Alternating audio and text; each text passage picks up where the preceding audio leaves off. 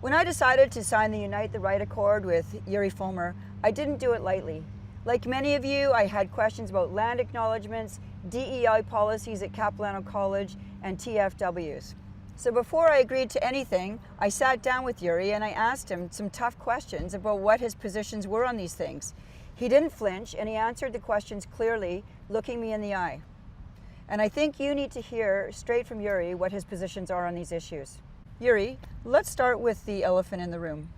There's a video of you as Chancellor at Capilano University giving a land acknowledgement and using words like stolen land and unceded. And for a conservative base that's fighting for its property rights, this raises questions. How do you explain that to people? How do you say to them you didn't, what did that mean? Dallas, I want to look conservative members dead in the eye and answer this honestly. For a long time, I viewed land acknowledgements the same way most people do. You hear them before the puck drops at a Canucks game. You hear them before kickoff at a Lions game. I just viewed it as polite corporate throat clearing before we got down to real business. I didn't think much of it, to be honest. I didn't realize what the BC Liberals and the NDP were doing with this toxic culture. And frankly, I wish I had seen the danger of those words a lot sooner. Because while business people like me thought it was just harmless, it was PR, radical activists in this province were using that exact language to build a legal trap to catch us. And when the Cowichan decision came down and I saw David Eby weaponize Dripper, which the BC Liberals, by the way, supported, to actually threaten private property, hand over public lands, then the blinders came off for me.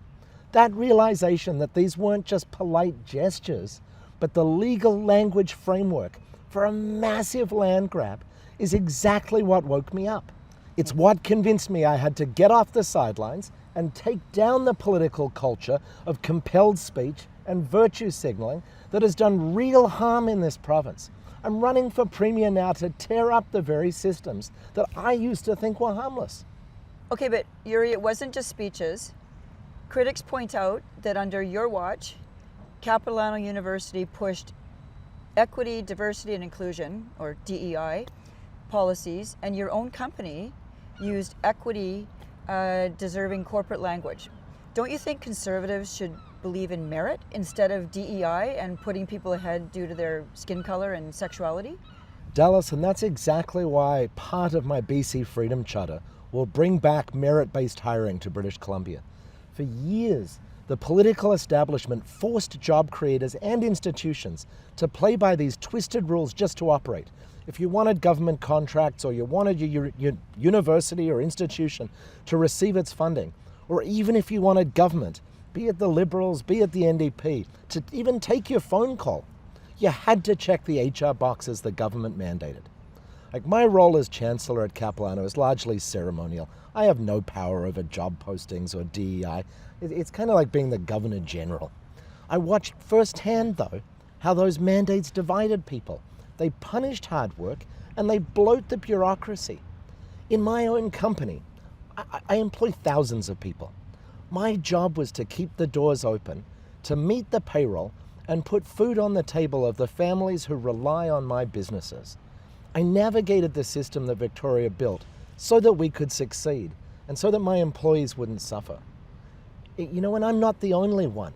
There are a lot of business people trying to make a go of it in BC who are forced to try and navigate this same ridiculous system. And the problem is they don't have a voice to push back on this toxic culture of compelled speech and platitudes that have been forced on them by Victoria. And not just the last week or two, we're talking about decades now. But what I'm doing now is I'm giving them and millions of British Columbians a voice today to push back and get BC back on track. I'm running for Premier to restore some sanity, to end this culture of ideological hiring, of discrimination, and of compelled speech. You tell me, when you say that these HR things come down from somewhere, who actually is driving this whole requirement for people like you in a ceremonial role to force you into the language? I've been asking this question. Where is this coming from? Who pushes this? Do you get warning letters? Does it just arrive one day on your desk? Is it a directive? Is it written down? Is it just assumed that you do it? Who slips these things into all of the speeches that leaders of institutions like you give? Like, who's doing this, do you believe? Yeah, Dallas, it's absolutely pervasive. It's printed on every agenda, on every document, on every website, on every touch point you are exposed to. There's a land acknowledgement. I mean, if I've run late into meetings and, forgot to read the land acknowledgement, and the entire meeting grinds to a halt. People put up their hands, people get indignant and offended. Really? Until you deliver this land acknowledgement. I kid you not, Dallas, some of these meetings have, 2 or 3 parts to a meeting. Exactly the same people in the room for all 3 parts. And they'll do a land acknowledgement for all 3 parts of the meeting. Good grief. And it's a self-flagellation. But, it's easy to say that, well, couldn't you not do it? Yeah. Couldn't you avoid doing it? Well, of course you could. Yeah. But it's in everything. It's every document. It's everything you read. It's everywhere. It's every meeting. It's everybody you talk to. It's everywhere you turn. And so you either say, I want to be part of, whether it's a charity or a university or the community, I want to do good work. I want to see students succeed. I want to watch people graduate and create a better life for their family. Or I have to opt out of everything, stay at home and do nothing. One question I have about that is I want to also say, I've participated in land acknowledgements. Like, I've sat there listening to it. I should have got up and walked out of the room, but a lot of them were done, for example, at my kids' school. And sometimes what they've done is they've seconded the children, like friends of my daughters, to do it. So am I going to stand up in the middle of this little girl saying this land acknowledgement and ruin the whole event, embarrass my kids? Like, there's that whole embarrassment part. Like, they trap you in a place where there's really no out. And I could see my daughters would say, Mom, no, don't say anything, because I would ruin the whole event for not, like, I would like to do it. I would have no problem doing it, but I'm going to affect my kids. I'm going to hurt the feelings of the little kid who's up there doing this ridiculous land acknowledgement. And, I get it that we get swept into this, but you know what, Yuri, I think the time has come that we as leaders, and this is leadership, we have to start standing up and saying, no more. I'm not doing it. And more people need to stand up and say, nope, we're not coming to the hockey games if you keep doing these. We're not doing this anymore. We're not playing ball. So either you get rid of it, or I'm canceling my season's tickets, or that kind of thing, but it's not going to be easy. It's not going to be easy, Dallas, and you're right. We're going to have to take a stand, and we're going to have to do it together, both as individuals and leaders and collectively. But it's obviously a lot of grief has been given to me about doing land acknowledgements. But 20,000 people don't walk out of a Canucks game when there's a land acknowledgement. I know they don't. 60,000 people don't walk out of the Grey Cup final I know. when there's a land acknowledgement. And you were very vocal this morning on X.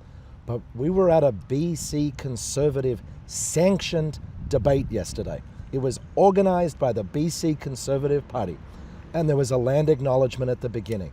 And all 5 of us, and you've criticized all 5 of us, including me, but all 5 of us sat there in stunned silence and did nothing, including my competitors who've been very quick to chastise me. I noticed. But they all sat there in silence. I did too, so bad on me. But the most vocal critics of land acknowledgements and the people who've, spent weeks now chastising me for this, lambasting me, all sat there. I know. And they sat there in deathly silence. So it is pervasive because nobody did anything, Dallas. I know, it's pervasive, and it's very difficult in that moment to do it. But this is where I actually think it's easier sometimes to take punches in the face than get up and go against your peer group.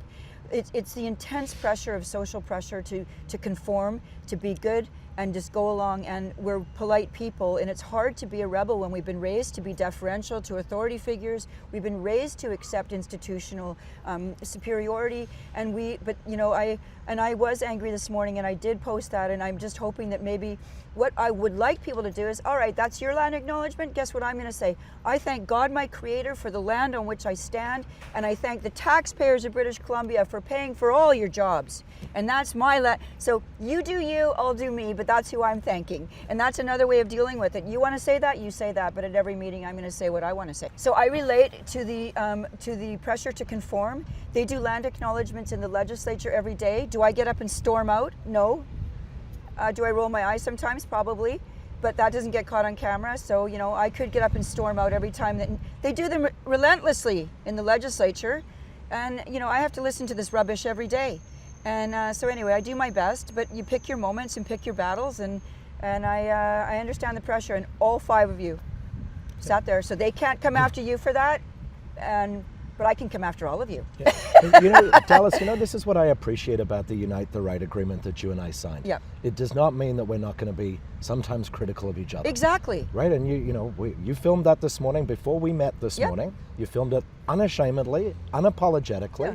because we're not always going to agree. No. But we're going to be fair with each other. We're going to give each other the opportunity to be better. Yeah. But it doesn't mean we're not going to be critical of each other, and it doesn't mean we're not going to push each other. Which is actually and this is excellent. the perfect example of It's actually excellent. The establishment is threatened by this. That's why they're coming after you so hard. And that they see 2 people who they can't control, and they're worried about it. I know they are. I know you are. I know you're worried because, we know what needs to be done. And anyway, so that's part of the problem we're facing here. But I mean, this morning was a learning moment for me in this journey, right? I mean, you challenged me to say, Yuri, you were there too. You were one of the 5 on the stage. You could have said something. You could have put up your hand and said, stop this right now. You're right, I didn't, Dallas. But that's the advantage we're going to have from each other. Yep. We're going to learn from each other. We're going to push each other, and we're going to be better as a result. yeah, because I got to give you credit. You're the only person who's running for leadership who has acknowledged that across the province, 1BC is sitting at almost 11%, and that percentage goes up when you leave the Lower Mainland. And if one of those liberals like Millibar gets elected, it's going to jump to 25 or 26% apparently. So I mean, this could be, I think it's a game changer. I think we've caused a shockwave throughout the establishment and the political system here. And I think it's just a wonderful thing. And I really appreciate you actually approaching me, putting your ego aside and saying, you know what, you guys, let's accept this.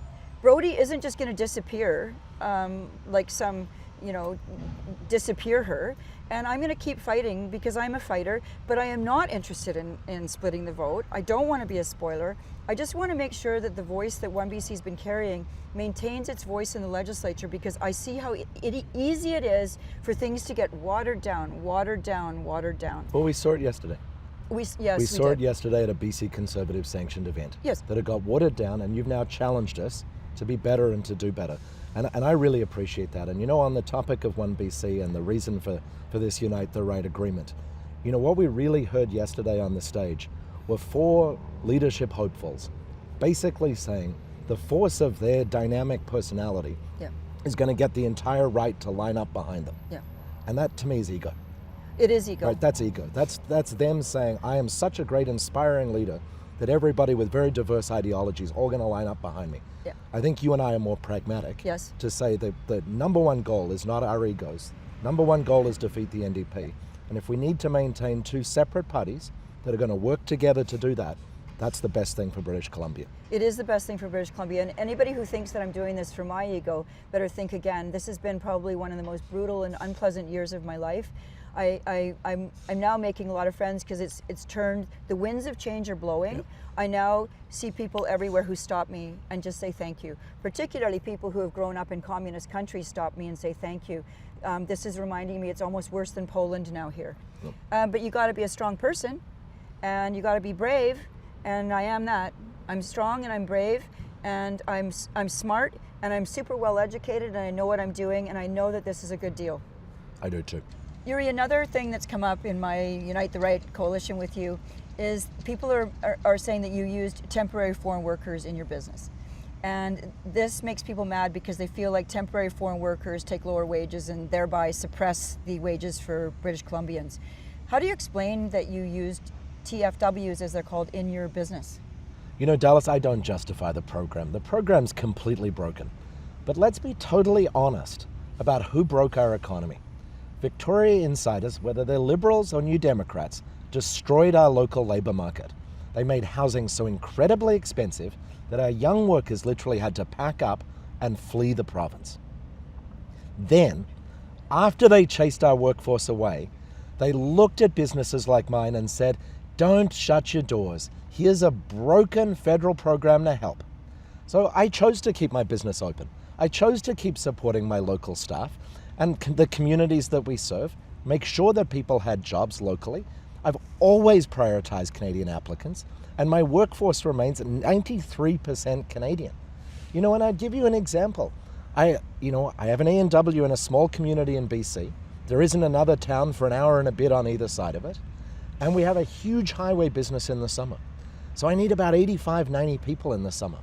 Well, that'd be 6-7% of the population of that town that I need to work for me. And all my competitors need 6 to 7% of the population of the town. Well, those people just aren't there. So there are places in British Columbia where we need to supplement the workforce for part of the year. And to say that, British Columbians are going to be prepared to move to small towns for a few months in the summer is just not realistic. So, there are occasions where we do need to supplement our local labor force. We do it as an absolute last resort. We'd much rather hire our customers and the families of our customers. That makes business sense. It's interesting because I spend my summers on the Sunshine Coast, and I know there's a Wendy's and a Tim Hortons up there, and they wouldn't be able to run without these programs. And I've seen it myself because, there's only so many jobs. There are kids up there working, and my kids work in the summer up there at some restaurants. But they do need workers, and they do worry that they won't be able to get workers to keep their places open. And I know for a fact that's going on the Sunshine Coast, so it is a concern there too. Yeah, and I own the A&Ws on the Sunshine Coast, so I'm not sure why you're at Wendy's, Dallas. You could be buying teen burgers at A&W. Well, my daughter's actually worked at the Wendy's, I guess, up there for a summer, and they've learned some stuff from that. It's tough work, and what I think that too is like, what percent would you say of your workforce is TFWs? It's less than 7%. Less than 7%, and so that's 93% Canadian workers. Can I ask you something? How many of the other leadership candidates are even running a business that employs? How many people do you employ? A couple of thousand people across all of our businesses. So I would be the only person on that stage that actually owns and operates a business. So, with respect to the other leadership candidates, taking cheap shots from people who've never actually run a business, is a little bit disingenuous. That's a really important piece for me because the job ahead in running this province is going to take incredible managerial skills and an ability to run basically employees' workforce. This is a big deal. And if you've even tried to run employees of 4 or 5 people, it is extremely difficult. It is a big job, and it takes experience to run a whole bunch of people. I also run a business. I don't have as many employees as you do, but it takes work just to coordinate with 5 or 6 people. It really does. And I run that business on the side while I'm doing this work, and people will say, oh, you've already got all these millions. It's like, yeah, I've got an investment in this province. You should appreciate that more than not appreciate it. I do care about this province because I see what's coming, and it's bad for all of us business people. And I respect your business acumen, Yuri. It's one of the reasons why I really I respect your ability in this area, and we're going to need somebody who can manage this mess. It's a big mess. And that's what I want to bring to this, Dallas. Like I think I turn 52 next week. So I've been in... Young. Wow, thank you. My kids think differently. They think I'm really a old. youngster. But, I've spent 30 years in business for myself. And so, you know what it's like to sign the front side of somebody's paycheck, right? Yes. You also know what it's like when your employees put their families' livelihoods in your hands and the decisions you make, right? That's a weighty responsibility. And that's the responsibility we take as legislators, right? And yes. ultimately as the Premier. And so I want to bring that weight of having understood what it's like to know that feeding people's families is based on the decisions I make in the business. Yeah, makes sense to me. And Dallas, look, at the end of the day, if you know a good BC kid who's hardworking, who wants to move out to a rural community and work in the fast food industry, send me their resume. We are always looking for good people. But of course, I absolutely despise the fact that government forced job creators into this corner. I'm a builder and I'm running to fix the economy, build housing, restore our workforce so BC businesses don't have to rely on broken temporary foreign worker programs to stay afloat. At the debate, you said something extremely important for supporters of 1BC, and that is you made a big announcement.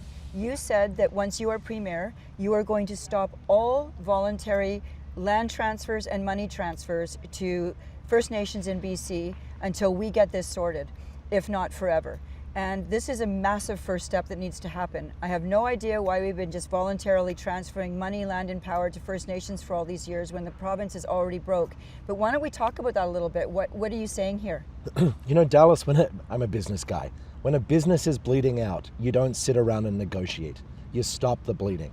And right now, David Eby and the NDP are bleeding this province dry to fuel this radical dripper agenda. Yes. They're voluntarily handing over our crown land and our taxpayer money just to appease radical activists who don't fundamentally reject the principles of freedom and don't believe you have a right to your own property. Like, underline that. They don't believe you have a right to your own property. No, they don't. I know that David Eby does not believe that. I remember hearing him comment on the short-term rentals. He criticized people who had bought a place to have as an Airbnb they could run to support themselves in their old age, and his answer was, well, they didn't buy something that was supposed to benefit the province. They bought it for their own benefit. I thought, oh my gosh. So now my business decisions have to be for the benefit of everybody else? By doing something for yourself, you benefit everyone. But you see, his philosophy is almost that if you have extra bedrooms in your house, you better start taking people in. And you know, Dallas, for me, this all ends on day one. As Premier, I'll enact an immediate halt on all voluntary transfers of land and money to First Nations bands in BC. We're taking away the blank check once and for all, and we're taking away the land giveaways to fight this assault on private property rights head on. The days of surrendering our province while ordinary British Columbians wonder if their private property rights still exist are absolutely over. Not one more inch and not one more penny. We can't negotiate under this philosophy of what's mine is mine and what's yours is negotiable. That's what we're doing. That's what we've been doing. We've been out negotiated for 30 years. Yep. And It's gotta incredible. stop. It's got to stop. You don't negotiate with anybody. You know, one of the things I've learned in business, you don't negotiate with anybody while you're busy giving them everything they want. Yeah. Why would they come to the negotiating table? They've already got everything they want. That's right. They don't even need to ask for it. We just give it. Yeah. It's like, And it's never ending, right? It's that old Alice in Wonderland thing. If you don't know where you're going, any road will do.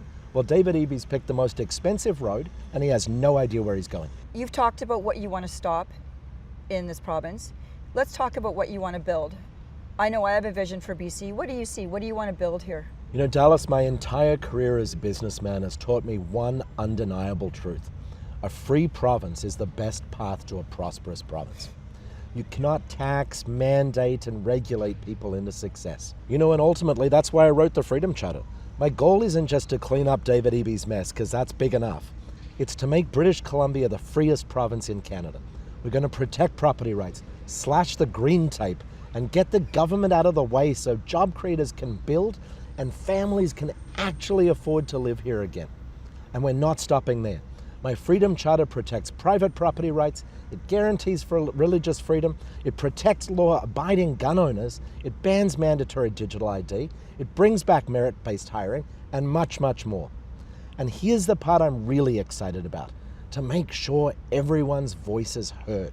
So what we're going to do is hold a provincial freedom summit within 30 days of taking office to bring together property rights advocates, faith leaders, parents, firearms owners, privacy experts, freedom champions, and everyday British Columbians to refine, strengthen, and pressure test the BC Freedom Charter before it's introduced into legislation. This charter doesn't belong to me, it doesn't belong to politicians, it belongs to the grassroots. And Dallas, I hope you'll consider this my personal invitation to you and to the members of 1BC to join us at the Freedom Summit and help me make BC the freest jurisdiction in the world. I would love to be part of that. You know, I was down in Florida recently, and you feel so free down there. I would say that's a governor who's done a terrific job of giving such promise to his state. Things are booming. We can do that here, I agree, and I love the idea of a Freedom Charter.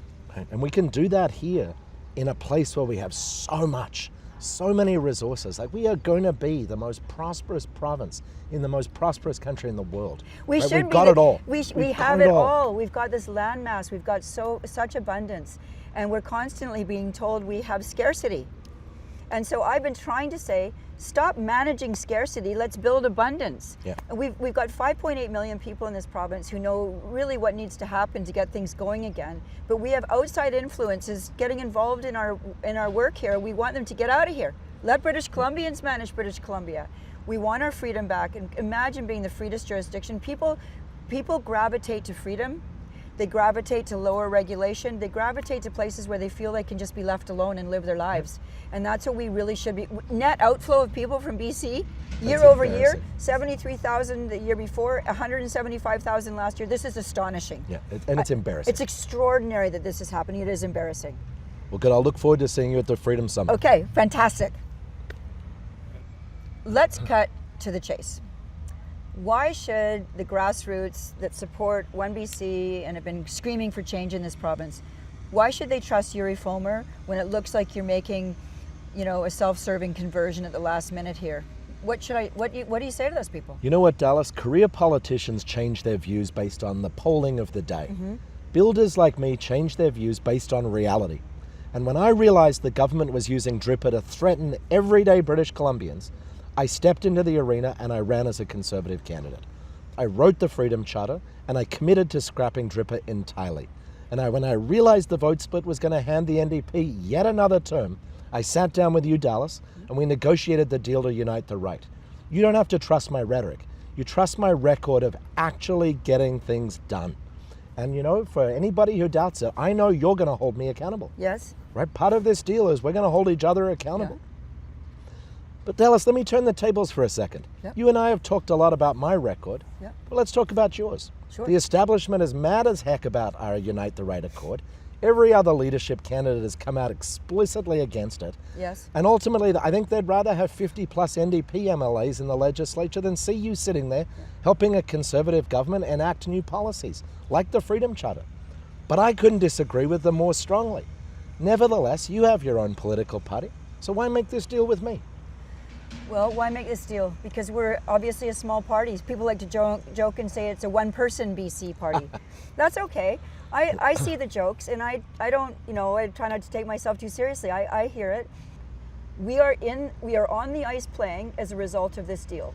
That's what's happened here, and so that is a massive victory for us. And believe me, the establishment is not happy that my name is even being mentioned in these events. It's my understanding a lot of them were told, don't ever say her name, don't ever mention 1BC. If we just ignore her, she will eventually go away. Well, I've got news for you. I'm not going away. If I get voted out, that's fine. But for now, I'm going to be a force in BC, and I'm really happy about this Unite the Right agreement. And, I just think that for me, I got something out of this. You got something out of this. That's called a business deal, and that's a good deal. And I think even better, the province gets something out of this. And the province... It is a guarantee that the NDP will lose the next election. Yes. And we will have a right of centre coalition governing this province under Conservative values, under fiscal conservatism, and we'll make BC the best place in the country again. And I can say something else. I know that the NDP was so sick to their stomachs when they heard we had cut this deal. Yep. This is not something they saw coming. And I want 1BC members to understand what I've done for us here and what we're doing for BC. We are going to be a force, and we're not going to stop pushing. This doesn't mean we pull back at all. It's all gas, no brakes at 1BC, and we're going to keep going.